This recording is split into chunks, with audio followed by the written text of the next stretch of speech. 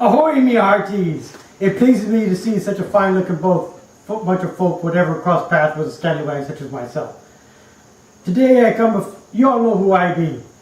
Verily a self-styled buccaneer, adventurer, and commander over many a weekday game of cards. Today I come before you to speak about a subject near and dear to my very own heart, and that's me, of course. But seriously, I've been telling you a story about how I came to be dressed like this as I am before you. About how I came to be endeared to them who fly no flag. And finally, what keeps me in this merry trade of ours. Let me tell you something. That is hard to speak in pirate. It's much easier to type as a pirate than it is to speak as a pirate. So, that's how I got started being a pirate. Is I started in World of Warcraft, actually, and I've always been an acting type. You know, I always like to role play characters and whatnot. And when I played World of Warcraft, I used to role play my character, and after a while, it kind of got old. And as I started to get into raids and raid lead and stuff like that, it became hard to communicate with broken English and stuff. And so I kind of dropped out and I didn't pick it up anymore. Then there was during Hallows Eve event, there were a couple of costumes, and one of the costumes was a pirate.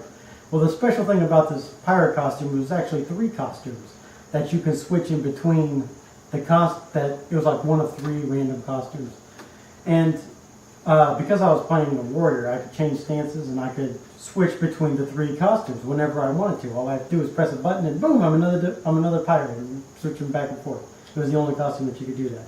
I tried for the whole month to get that pirate costume, and I did not get it until the very last day of Hallows Eve. And when that happened, I went full character. I was talking like a pirate. I was acting like a pirate. I was just all my role-playing stuff just came right back. And it was such a big hit with all of the people online and in my guild that eventually, every now and then, they would mention it and I would bring it back. You know, I would just start talking like a pirate again. Eventually, I became known as the Pirate.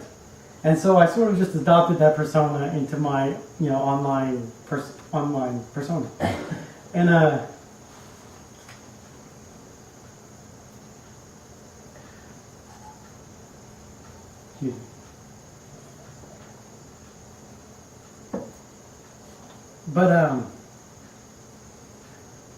But being a pirate is more than just, I started in World of Warcraft. Eventually the subject matter really got to me. I actually liked the whole pirate mentality and stuff like that. And about the time that Pirates of the Caribbean came out, I really got into it. I mean, there is a quote from Jack Sparrow. It is, "Wherever we want to go, we go." That's what a ship is, It's not just a keel and a hull and sails. That's what a ship needs, not what a ship is. Not what a ship is. What the Black Pearl really is freedom. And that really meant something to me, It's like, he's out there on the ship and it's not about, looting or killing people, or it's not about the gold and all that kind of stuff. It's about going wherever you want to go and doing whatever you want to do, and nobody is your master. And that really hit a nerve with me. That's what I want. I want to be out there and, free and not bound by anything or anyone. And so that, and then the way Jack Sparrow was, he was he was a scoundrel and a hero. He wasn't just a villain.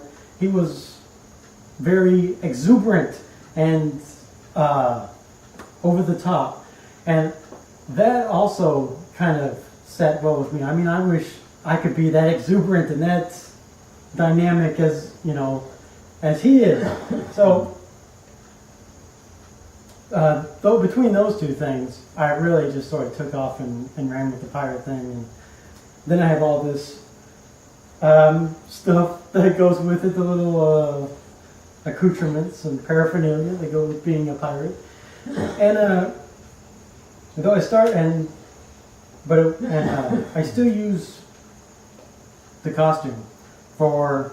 I didn't really actually wear a costume until I started working for the school, you know, and I had happened to mention to some of my coworkers during Talk Like a Pirate Day that, you know, oh, I have a couple of pirate things. I can put together a pirate costume and do that for the kids, you know, and they're like, go for it, do it, get on there and bring it up. So at lunch, I went home, got some stuff, you know, rolled my sleeves up, put my pirate hat on, and came back to the kids or came back to the classrooms, and the kids just loved me. I mean, they were just ecstatic.